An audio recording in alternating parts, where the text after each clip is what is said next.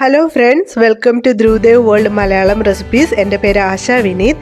ഇന്നിവിടെ നല്ല നാടൻ ബീഫ് കറി, നല്ല കേരള നാടൻ ബീഫ് കറിയാണ് ഉണ്ടാക്കി കാണിക്കാൻ പോകുന്നത്. ഇത് ഉണ്ടാക്കാൻ വളരെ എളുപ്പമാണ്, പക്ഷേ നമുക്ക് കുറുക്കിയൊക്കെ എടുക്കാനുള്ള ഒരു സമയം മാത്രമാണ് ഉള്ളൂ. അത് കുറുക്കിയൊക്കെ എടുത്ത് വരുമ്പോൾ നിങ്ങൾക്ക് ഒരിക്കലും വിഷമാവില്ല, അത്രയ്ക്ക് ടേസ്റ്റാണ്. അതിരുചിയായിട്ടുള്ള ഈ ബീഫ് കറി നമുക്ക് എങ്ങനെ ഉണ്ടാക്കാമെന്ന് നോക്കാം. അപ്പോൾ വീഡിയോ അവസാനം വരെ കാണുക. വീഡിയോ ഇഷ്ടപ്പെടുകയാണെങ്കിൽ നിങ്ങൾ ലൈക്ക് ചെയ്യുക, ഷെയർ ചെയ്യുക, അതുപോലെ തന്നെ സബ്സ്ക്രൈബ് ചെയ്യുക. ഇവിടെ 500 ഗ്രാം ബീഫ് നല്ല കഴുകി വൃത്തിയാക്കി എടുത്ത് വെച്ചിരിക്കുകയാണ്. ഇനി നമുക്കിതിലോട്ട് കുറച്ച് പൊടികൾ ചേർത്ത് കൊടുക്കണം. കഴുകി എടുത്ത് വെച്ചിരിക്കുന്ന ബീഫിലോട്ട് നമുക്ക് ആദ്യം തന്നെ ഒരു 1/2 ടീസ്പൂൺ മഞ്ഞൾപ്പൊടി ചേർക്കാം. പിന്നെ ഒരു 1/2 ടീസ്പൂൺ കുരുമുളക് പൊടി ചേർക്കാം. 1/2 ടീസ്പൂൺ മുളക് പൊടി ചേർക്കാം.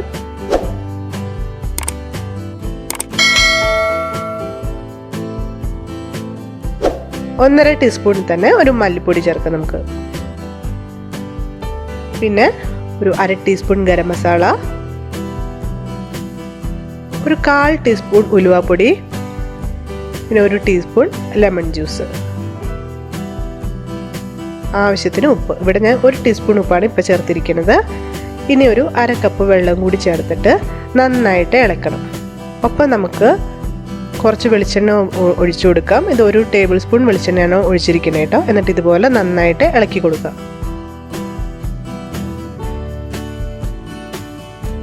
ഇതിനി നമുക്ക് അടച്ച് വെച്ചിട്ട് ഒരു 6 വിസിൽ വരണ വരെ മീഡിയം ഫ്ലെയിമിലിട്ടിട്ട് വേവിക്കണം.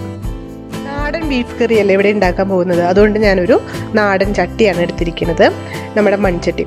അപ്പോൾ ഈ മൺചട്ടിയിലോട്ട് ആവശ്യത്തിന് വെളിച്ചെണ്ണ ഒഴിച്ചിരിക്കുകയാണ്. ഇനി ഇതിലോട്ട് നമുക്ക് കുറച്ച് കറിവേപ്പിലയും അതുപോലെ തന്നെ തേങ്ങാക്കൊത്തും ചേർക്കണം. അപ്പോൾ ഈ തേങ്ങാക്കൊത്ത് ഒരു 2 കൈപ്പിടി അല്ലെങ്കിൽ 1 കൈപ്പിടി. തേങ്ങാക്കൊത്ത് വളരെ ഇഷ്ടമുള്ളവർക്ക് അതിനനുസരിച്ച് കൂട്ടുകയോ കുറയ്ക്കുകയോ ഒക്കെ ചെയ്യാം കേട്ടോ. ഞാനിവിടെ ഒരു 1.5 കൈപ്പിടി തേങ്ങാക്കൊത്താണ് എടുത്തിരിക്കുന്നത്. ഇത് തേങ്ങ കൊത്തെടുക്കാൻ എല്ലാവർക്കും അറിയാമെന്ന് കരുതുന്നു. അത് ചെറുതായിട്ട് നുറുക്കിയെടുക്കുക, തേങ്ങയുടെ ഒരു പൂള്.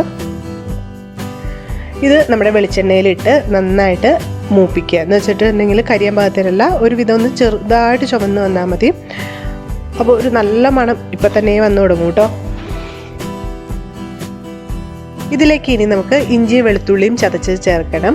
അപ്പോൾ അതിനായിട്ട് ഞാനിവിടെ ഒരു 5 വെളുത്തുള്ളിയും അതുപോലെ തന്നെ ഒരു ചെറിയ കഷ്ണം ഇഞ്ചിയും നന്നായിട്ട് ചതച്ചെടുത്തിരിക്കുകയാണ്. ചതയ്ക്കോ അരിഞ്ഞോ ചേർക്കാം കേട്ടോ. ഇതും ചെറുതായിട്ടൊന്ന് ഒരു പച്ചമണം മാറി ഒന്ന് മൂക്കണം. അപ്പോൾ കുറച്ച് കറിവേപ്പിലയും കൂടി ഇടുകയാണ്.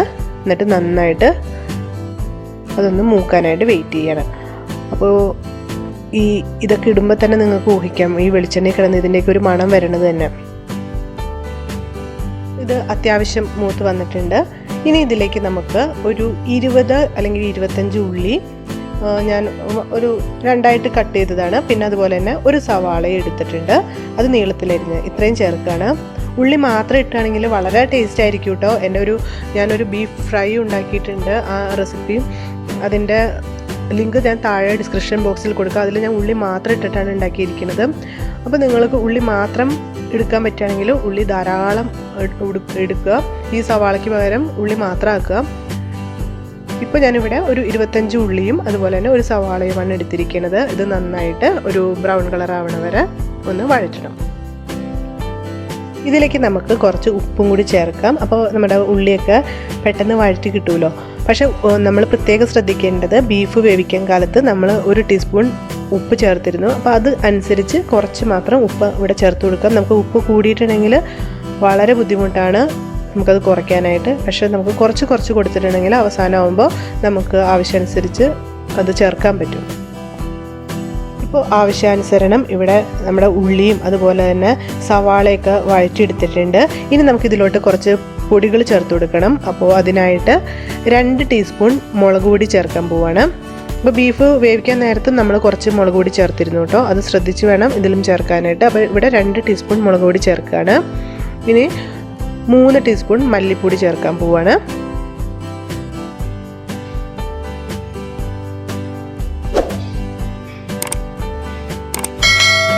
ഇത്രയും മതി.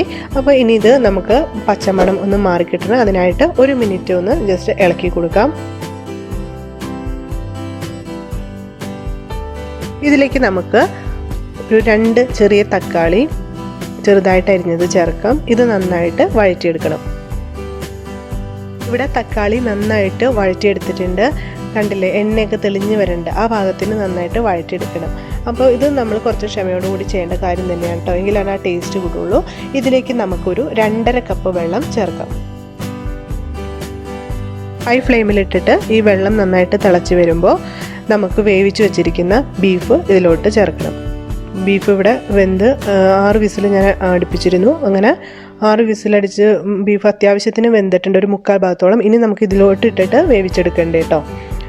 അപ്പോൾ ബീഫ് ആ വെള്ളത്തോട് കൂടി തന്നെ നമുക്കിതിലോട്ട് ചേർക്കണം. വേവിച്ച ബീഫൊക്കെ ഞാൻ ഇതിലോട്ട് ചേർത്തിട്ടുണ്ട്. ഇനി ഇത് നന്നായിട്ട് ഇളക്കി കൊടുത്തിട്ട് നമുക്കൊരു ലോ ഫ്ലെയിമിലിട്ടിട്ട് 25 മിനിറ്റ് അടച്ചു വെച്ചിട്ട് വേവിക്കണം. ഇടയ്ക്ക് ഇത് നമ്മൾ അടച്ചു വെച്ചത് തുറന്ന് ഇളക്കി കൊടുക്കാൻ ശ്രദ്ധിക്കണം കേട്ടോ. പ്രത്യേകിച്ച് ചട്ടിയിലാവുമ്പോൾ ചിലപ്പോൾ അത് അടിക്കൊക്കെ പിടിക്കും ചിലപ്പോൾ. അപ്പോൾ ലോ ഫ്ലെയിമിലായതുകൊണ്ട് അങ്ങനെ പ്രശ്നമൊന്നും വരില്ല, എന്നാലും ഇടയ്ക്ക് ഇളക്കി കൊടുക്കണം കേട്ടോ. ഒരു 25 മിനിറ്റ് കഴിഞ്ഞ് നമുക്ക് നോക്കാം നമ്മുടെ ബീഫ് എങ്ങനെയായിന്ന്. കണ്ടില്ലേ, ഇതുപോലെ നല്ല തിളച്ചുകൊണ്ടിരിക്കുകയാണ് നമ്മുടെ ബീഫ്. ഇത് ഇനി നമുക്ക് ഒരു മീഡിയം ഫ്ലെയിമിലിട്ടിട്ട് ഒന്നും കൂടി ഒരു 10 മിനിറ്റ് വേവിക്കാനുണ്ട്. അപ്പോൾ അതിന് വേണ്ടിയിട്ട് നമുക്ക്, അതായത് ചാറ് നന്നായിട്ട് നമുക്ക് കുറുക്കിയെടുക്കണമെങ്കിലാണ് ആ സ്വാദ് വരിക. ബീഫ് അതിലോട്ട് നന്നായിട്ടായിട്ട് ആ ചാറ് കുറുകി വരുമ്പോഴാണ് ആ ടേസ്റ്റ് വരിക. അപ്പോൾ നമുക്കിനി ഇതിലോട്ടൊരു 1/2 ടീസ്പൂൺ ഗരം മസാലയും അതുപോലെ തന്നെ 1/2 ടീസ്പൂൺ കുരുമുളക് പൊടിയും ചേർത്ത് കൊടുത്തിട്ട് ഒരു 10 മിനിറ്റും കൂടി തുറന്നോ അടച്ചു വിട്ടിട്ട്, അത് കുഴപ്പമൊന്നുമില്ല, നമുക്കൊരു മീഡിയം ഫ്ലെയിമിലിട്ടിട്ട് അതൊന്ന് ചാറ് നന്നായിട്ട് കുറുക്കിയെടുക്കണം. അപ്പോൾ നമ്മൾ ചാറ് കുറുക്കിയെടുക്കാൻ സമയം എടുക്കും തോറും ഈ ബീഫ് കറിയുടെ ടേസ്റ്റ് അത്രയ്ക്ക് കൂടും കേട്ടോ. അപ്പോൾ നിങ്ങൾക്ക് കുറച്ച് സമയം എടുക്കുന്നു എന്നൊരു ഉണ്ടെങ്കിലും ഒരു കുഴപ്പമൊന്നുമില്ല, നമുക്ക് സൈഡിൽ ജോലി ചെയ്യാവുന്നതാണ്. ഇത് കിടന്ന് വെന്തുകൊണ്ടിരുന്നോളും, പക്ഷെ നല്ല ടേസ്റ്റും ആയിരിക്കും ഈ കറി. ഞാൻ നേരത്തെ സൂചിപ്പിച്ച പോലെ ഒരു 1/2 ടീസ്പൂൺ ഗരം മസാലയും അതുപോലെ തന്നെ 1/2 ടീസ്പൂൺ കുരുമുളക് പൊടിയും കൂടി ചേർക്കുകയാണ്. പിന്നെ ഈ സമയത്ത് നമുക്ക് ആവശ്യത്തിന് ഉപ്പുണ്ടോ എന്നൊക്കെ നോക്കാം കേട്ടോ. അതുപോലെ തന്നെ എരിവ് കുറവാണെങ്കിൽ വേണമെങ്കിൽ നമുക്ക് കുരുമുളക് പൊടിയുടെ അളവ് കുറച്ച് കൂട്ടി കൊടുക്കാം. അപ്പോൾ അതൊക്കെ നിങ്ങളുടെ ഇഷ്ടം പോലെ ചെയ്യാം. ഇപ്പോൾ നമ്മുടെ ചാറ് കണ്ടില്ലേ, ഇത്രയും ആണ് ഉള്ളത്. നമുക്ക് കുറച്ചും കൂടി കുറുകി വന്നാലാണ് ആ ടേസ്റ്റ് ആവുള്ളൂ. അതുപോലെ തന്നെ ഇത് നമ്മളൊരു രാവിലെ ഉണ്ടാക്കി വെച്ചിട്ടുണ്ടെങ്കിൽ ഉച്ചയാകുമ്പോഴേക്കും അത്യാവശ്യം അത് ഇരുന്ന് വറ്റി നല്ലൊരു ടേസ്റ്റ് ആകും. അപ്പോൾ നമുക്കൊരു കുറച്ച് കറിവേപ്പില, നല്ല ഫ്രഷ് ആയിട്ടുള്ള കുറച്ച് കറിവേപ്പിലയും കൂടി ചേർത്ത് കഴിയുമ്പോൾ നല്ല മണമായിരിക്കും വന്നത്. അത് നിങ്ങൾ ഉണ്ടാക്കി നോക്കുമ്പോൾ നിങ്ങൾക്കത് മനസ്സിലാവും, ആ സമയത്ത് മനസ്സിലാവും. ആ കറിവേപ്പിലയും കൂടി ചേർത്ത് ആ തിളച്ച് വരുമ്പോഴുള്ളൊരു മണം ബീഫ് കറിയുടെ.